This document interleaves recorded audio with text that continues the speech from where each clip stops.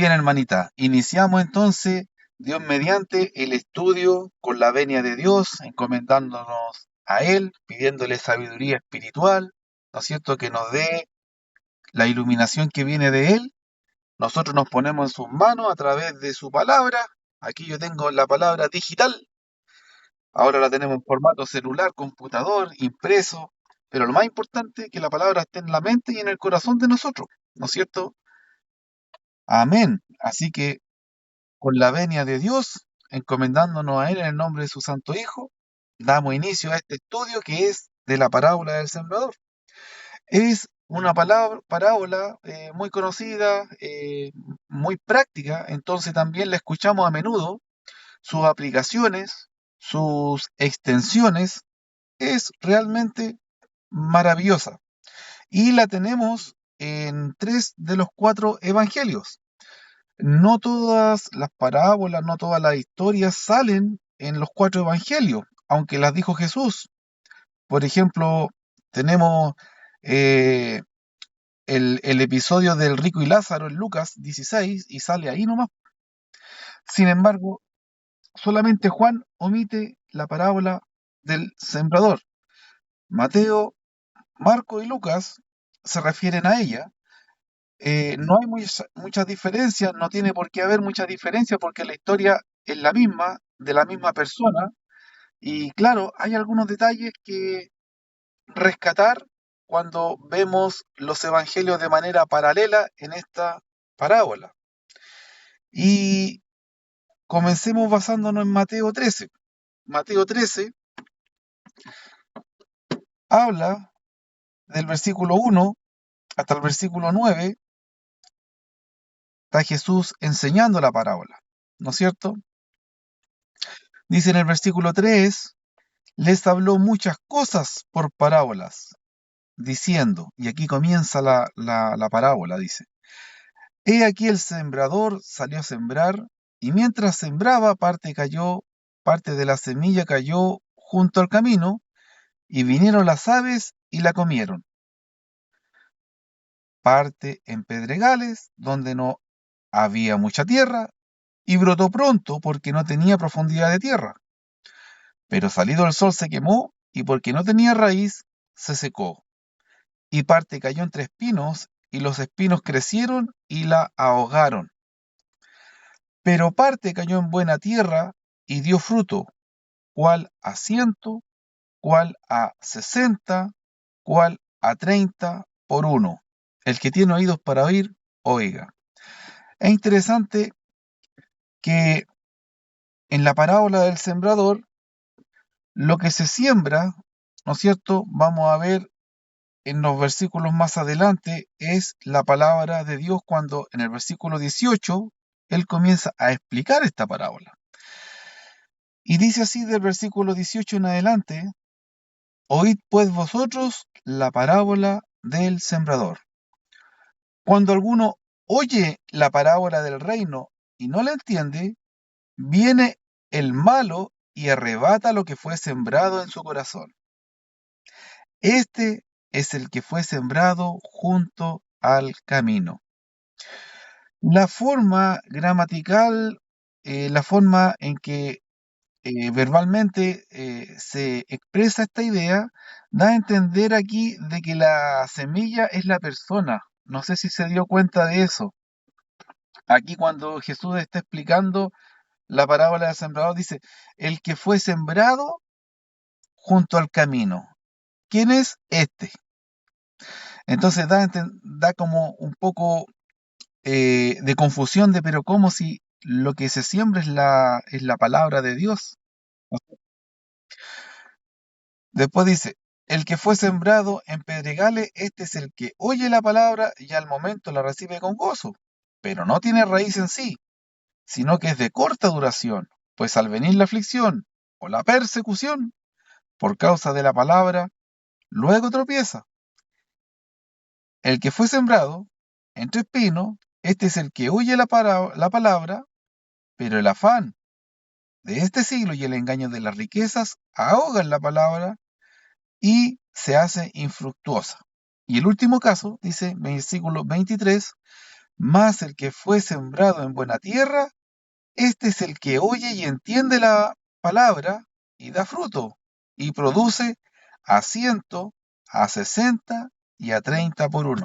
Se da cuenta que cuando habla de cada caso tenemos 4 casos, y él dice el que fue sembrado como de alguna manera la semilla personificando a la persona. Pero entendemos que no, ¿verdad? Porque la semilla es la palabra de Dios. Claro, aquí no lo entendemos así, ¿no es cierto? Aquí no está. Vamos a ir a Marcos capítulo 4. Marcos capítulo 4. Parábola del sembrador. Y la historia es la misma. La historia es la misma. Incluso en las proporciones cuando dice a 30, a 60 y a 100 por uno. Es lo mismo. Y vamos a ver cuando él explica. Dice aquí, versículo 14. El sembrador es el que siembra la palabra, ¿ya?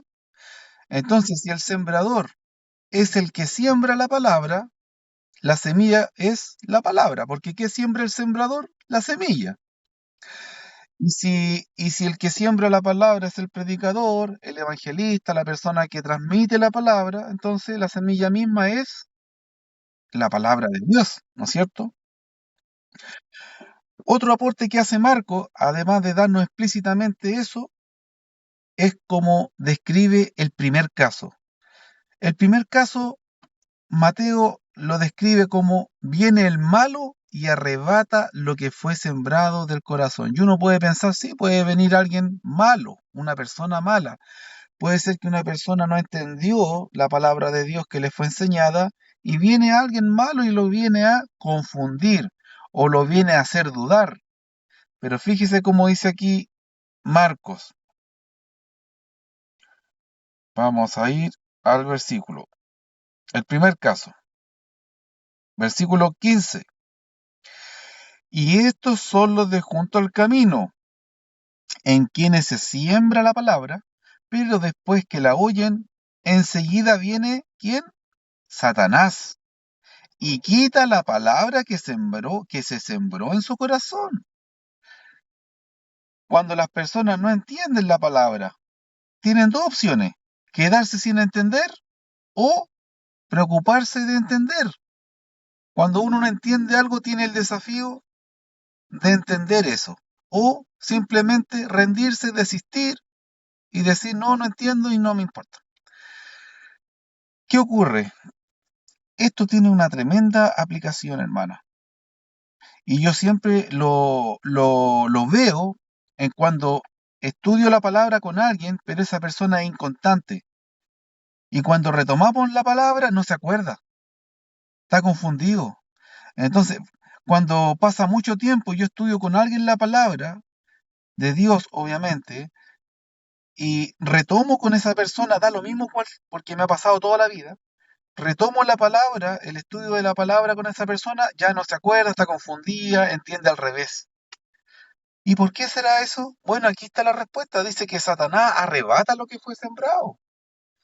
Entonces, cuando uno recibe la palabra, tiene que preocuparse de qué? De que Satanás no se la arrebate. Pero lo natural es que las personas que no entienden la palabra simplemente no se interesen en indagar, no se interesen en profundizar, en entenderla, sino que todo lo contrario. Se quedan con lo que entendieron, al poco tiempo ya no entienden nada o entienden todo al revés, distorsionado. Esto es algo súper práctico que me pasa cuando pasa mucho tiempo y la persona deja de estudiar la palabra. No solamente conmigo, sino que no la estudia nunca. La persona olvida, se olvida, pero no se olvida porque sí. Aquí hay un actor, Satanás. Satanás roba, Satanás arrebata lo que fue sembrado. En la parábola del sembrador hay una figura en que esto ocurre cuando la semilla cae junto al camino, es decir, hay tierra dura, rebotó la semilla, no fue capaz de penetrar la tierra. ¿Y qué ocurre? Vienen las aves del cielo y comen esa semilla. Y uno puede decir, oh, bueno, por lo menos esa semilla sirvió de alimento para las aves. Pero cuando uno entiende que esa ave es Satanás, uno no quiere ser alimento de él, po, ¿no es cierto? Lo que se come el ave es la semilla, pero al final, en la explicación de la parábola del sembrador, en la aplicación, lo que Satanás se come es la oportunidad de que la persona pueda ser salva. Por eso, en la explicación de la parábola dice, por ejemplo, versículo 15, estos son los de junto al camino, estos, las personas. Y así como en Mateo, ahora en Marco, versículo 16, estos son asimismo los que fueron sembrados en. Los que fueron sembrados, está hablando de las personas como que las personas fueron sembradas. Y ahí tiende a confundir las personas. De hecho, cuando yo estudiaba en la universidad con esto, los compañeros de universidad, incluido yo quizás, estamos hablando hace como 20 años atrás, nos confundíamos, pero ¿cómo si la semilla es la palabra? ¿Por qué aquí habla de las personas como sembradas? Y es en el sentido de que Satanás no va a comer la semilla, sino la oportunidad que brinda la semilla, lo que puede producir la semilla en nosotros, salvación. En ese sentido, no entendemos mal, porque la Biblia dice que así es, que la semilla es la palabra de Dios.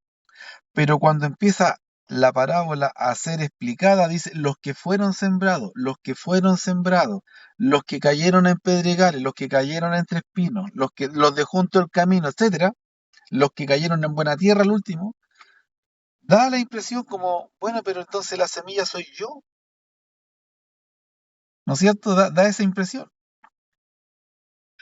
¿Cómo, cómo lidiamos o cómo cohesionamos esta idea?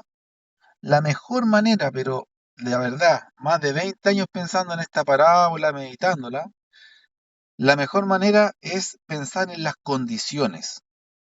Las condiciones son cada caso, el grupo de semillas que cayó junto al camino, la que cayó en piedras, la que cayó en espinos y la que cayó en buena tierra, son cuatro condiciones.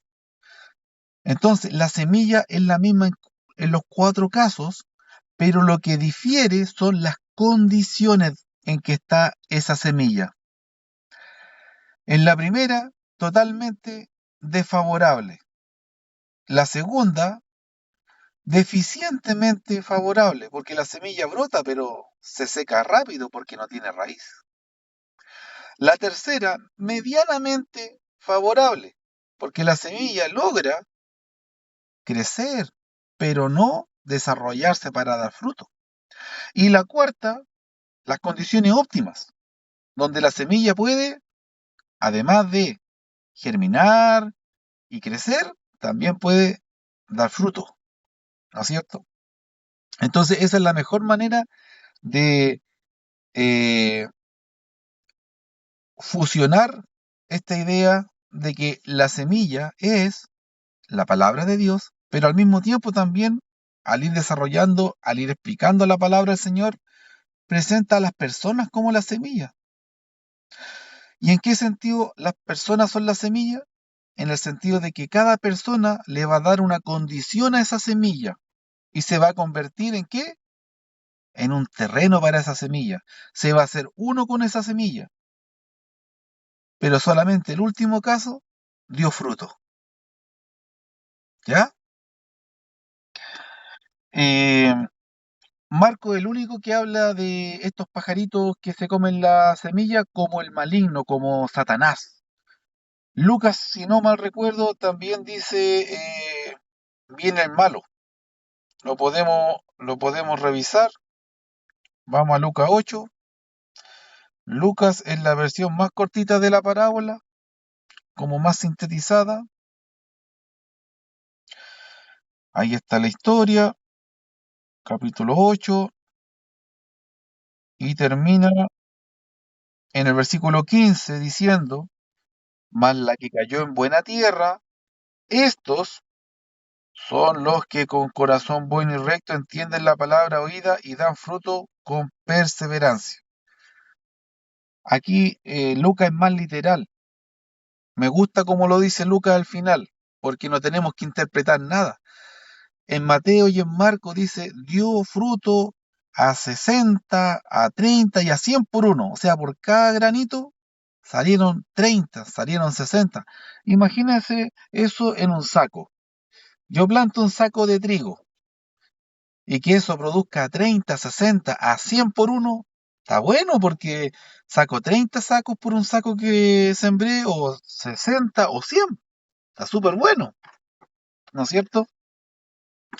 Pero aquí Lucas termina la parábola diciendo literalmente, no para que lo interpretemos, sino estos son los que con corazón bueno y recto retienen la palabra y dan fruto con perseverancia. Aquí hay dos palabras clave. Primero, retener la palabra, cosa que en el primer caso claramente no se hizo porque vino Satanás y arrebató, robó lo que fue sembrado en el corazón, en la mente de esa persona, por no esa persona que perseverar, como dice aquí, por no continuar, por no ser, ¿cómo podríamos decirlo con una palabra más aplicada, más práctica, con una palabra más de uso común? Con no haber continuidad, una persona inconstante, ¿no es cierto?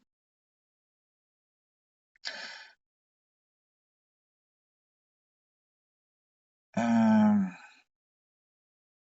en el versículo 8, hablando de la parábola, Lucas, otra parte cayó en buena tierra y nació y llevó fruto a 100 por uno. Aquí se va directamente dar 100 por uno. Las otras dos parábolas dicen 30 por uno, 60 por uno, 100 por uno. Aquí no, dice 100 por uno nomás. No es una cosa literal, sino que es dar lo óptimo, lo máximo, ¿no es cierto? Esa es la idea. Y bueno, entendiendo que hemos escuchado muchas prédicas, que hemos escuchado muchos estudios, que hemos leído varias veces la parábola, la hemos compartido nosotros mismos en estudios anteriores, vamos a irnos a un punto específico que es dilucidar el caso a caso. Tenemos personas, tenemos cuatro grupos de personas o cuatro condiciones en las que cayó la semilla, ¿no es cierto? Y la pregunta es, ¿cómo lo aplicamos en la vida espiritual? ¿Cómo esto lo llevamos a la aplicación misma?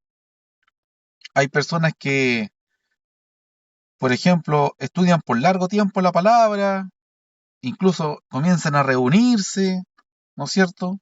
Y después de un tiempo ya se desaniman, se desmotivan, no perseveran, como dice aquí, acabamos de leer en Lucas, no perseveran con un corazón recto, no hay un espíritu de perseverancia, de continuidad. Pero yo quiero saber cuándo esto se puede aplicar a alguien y hacer la diferencia cuando es cristiano y cuando no es cristiano. Uno puede decir, pucha, difícil porque Dios es el que juzga. No, no sabría yo. Sin pensar en nombres de personas ni en ejemplos específicos, vamos a hablar en términos generales, hermanita. Estos cuatro grupos de personas, de estos cuatro grupos de personas, ¿cuándo podemos aplicarlo a personas que son cristianas? Es decir, convertidas, que entendemos teológicamente entregaron su corazón al Señor, porque muchos han ido al agua, y estaban haciendo cualquier cosa, parece menos entregar su corazón al Señor, porque después de ese paso nunca más se vieron perseverando. Entonces, no sé, pues, ahí nosotros vamos a hablar teológicamente, porque no somos adivinos ni vemos el corazón de las personas, ¿no es cierto? Eh, Vamos a ver qué casos son aplicables a un cristiano y qué casos no son aplicables a un cristiano o a una persona que aún no es cristiana. Y aquí pregunta para usted, hermanita, en lo que usted pudo leer, meditar en la parábola del sembrador, ¿qué casos serían aplicables para una persona cristiana mm, y qué casos serían aplicables para una persona no cristiana? ¿Qué piensa usted?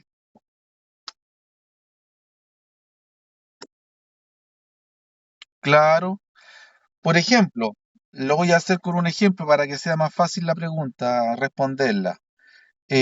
Podríamos pensar que una persona que estudió por mucho tiempo la palabra, se congregó en la iglesia, estuvo adorando, estuvo participando un buen tiempo en la iglesia, podríamos pensar que es el caso 2 o el caso 3, el caso de la persona que cayó en Pedregales o el caso de la persona que crea las condiciones de los espinos.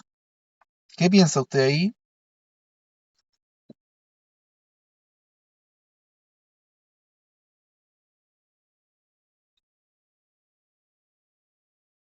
Ujú, ujú.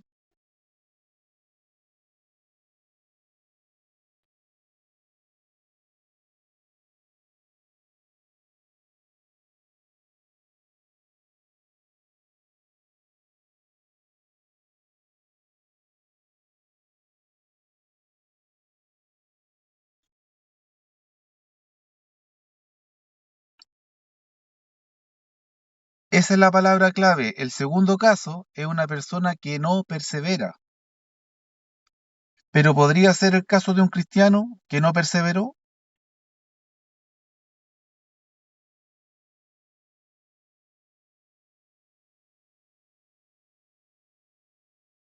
por ejemplo, y podríamos decir no perseveraron. Podría ser el segundo caso. Y el tercer caso, hermanita, ¿cuál es el problema?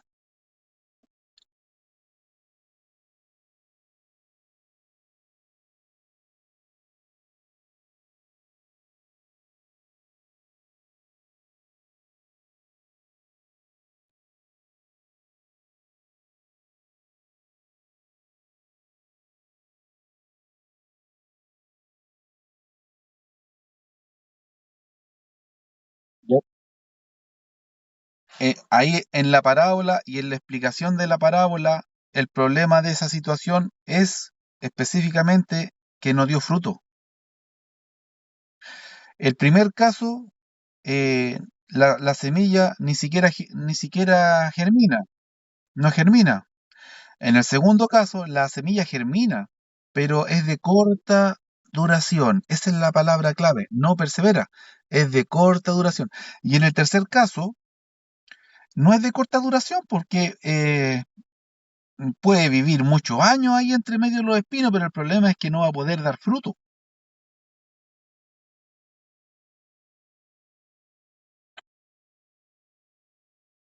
Exactamente. Entonces, ¿qué piensa usted, hermanita? ¿Podríamos aplicar, la voy a hacer la pregunta de otra manera, creo que es más fácil responderla de esta manera?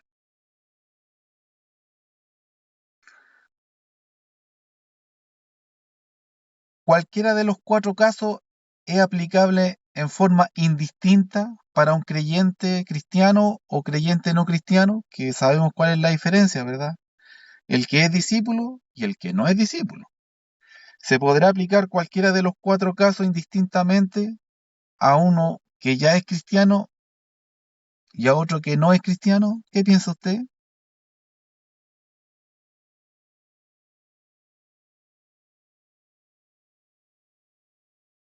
Mire, yo también lo entendí así, Y a veces pensaba, por ejemplo, en el caso 2 o 3, como, como alguien que no había perseverado en seguir estudiando el Evangelio para llegar a la obediencia en el bautismo. Pero me di cuenta de algo, y es que hay una gran diferencia entre el primer caso y los otros tres. Y es que en el primer caso, la semilla no germina, no nace, no vive, no le es dada vida. Y en los otros tres casos, la semilla germina, vive. Cuando nosotros vivimos, cuando pasamos de muerte a vida, en las aguas bautismales, cuando el Señor perdona nuestros pecados, por la acción de nosotros arrepentirnos, confesar nuestra fe, bautizarnos y tomar esa decisión de que no solamente Él sea nuestro Salvador, sino también el Señor de nuestra vida, porque todos quieren que el Señor los salve, pero no todos quieren que Él sea el Señor de su vida. Entonces tampoco va a servir, porque muchos se bautizan para nada, se bautizan y desaparecen. La diferencia entre la primera semilla, bueno, la semilla es la misma, la diferencia entre el primer caso y los otros tres es que la semilla germina. Y cuando nosotros pasamos de muerte a vida, cuando el Señor quita nuestro pecado en las aguas bautismales. Ese es el primer.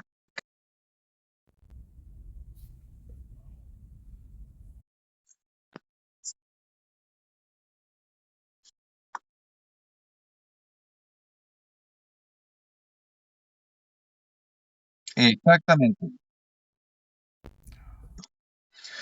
Entonces, retomando la idea, hermano, en el primer caso vemos que una semilla no germina. Siempre estuvo muerta, porque la Biblia define a la semilla que no ha germinado como muerta. Y la semilla que germina, la Biblia la define como viva. ¿Ya?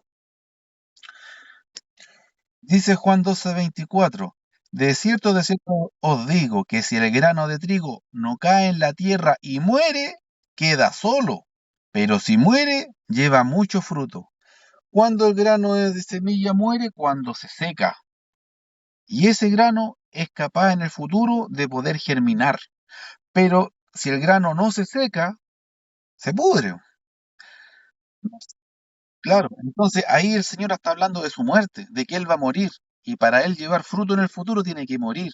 Y hace un símil, una comparación con lo que es el grano de cualquier cosa que va a dar fruto. Entonces el grano cuando se seca, muere, y ese mismo grano puede germinar y dar mucho fruto. Esa es la figura que le da el Señor Jesús, poniéndose el mismo como ejemplo de que iba a morir. Entonces, en este caso, ¿qué vemos? Que para cualquier inconverso, para cualquier persona que no ha dado el paso de iniciarse como un discípulo de Cristo, que no es un discípulo de Cristo, puede ser un aspirante, etcétera, pero no es un discípulo, porque nosotros entendemos que una persona, Cristo la constituye su discípulo oficial, verdadero, cuando esa persona comprende el Evangelio y lo obedece a través del bautismo. No es ni antes ni es después, es en ese momento. Así termina, ¿no es cierto?, el Evangelio de Mateo, así lo explica en muchas partes, ¿no es cierto?, el mismo Señor Jesús. Así que entendemos que una persona que es discípula del Señor, que ya germinó, espiritualmente hablando, ya nació como cristiano, puede estar en el segundo, tercero y cuarto caso, pero nunca en el primero, nunca en el primero, porque él ya entendió, él ya pasó de muerte a vida, y cuando esté delante de Dios, va a tener que dar cuenta por cuál de esos últimos tres casos, el segundo, tercero o cuarto, él qué condiciones le dio a la palabra en su vida. Si estuvo en pedregales, si estuvo en los espinos o si dio fruto en buena tierra. Pero él nunca va a ser el primer caso. Asimismo, una persona que no ha dado el paso para constituirse en un discípulo verdadero del Señor, que el Señor no lo ha podido constituir porque él simplemente no ha dado el paso, que lo constituye un discípulo verdadero. Esa persona solamente está en el primer caso, jamás en los otros tres, porque no ha nacido. Es una semilla muerta que no ha nacido y necesita nacer para poder estar en cualquiera de los otros tres casos. Pero el momento en que nace, según muchos pasajes de la Biblia, tenemos Romanos 6, por ejemplo, cuando habla del proceso de que pasamos de muerte a vida en el bautismo, eh, mientras no nazca, no puede caer entre espinos, no puede caer entre pedregales, ni dar fruto. Está muerto. Y esa es la enseñanza que quería compartir con usted, hermanita. Algo interesante que a veces, erróneamente, y quizás yo también antes pensaba en aplicar el segundo y tercer caso a personas que no llegaron a la obediencia del Evangelio. Pero siendo estrictos, lo que hace la diferencia entre el primer caso y los otros tres es una semilla muerta y una semilla que germinó. Y los únicos que han germinado, los únicos que han pasado de muerte a vida, son los que han tomado la decisión de ser discípulos del Señor. Entonces, a veces se puede cometer el error de pensar que el segundo o tercer caso es, es una persona inconversa. Ese sería el estudio, por manita. Amén.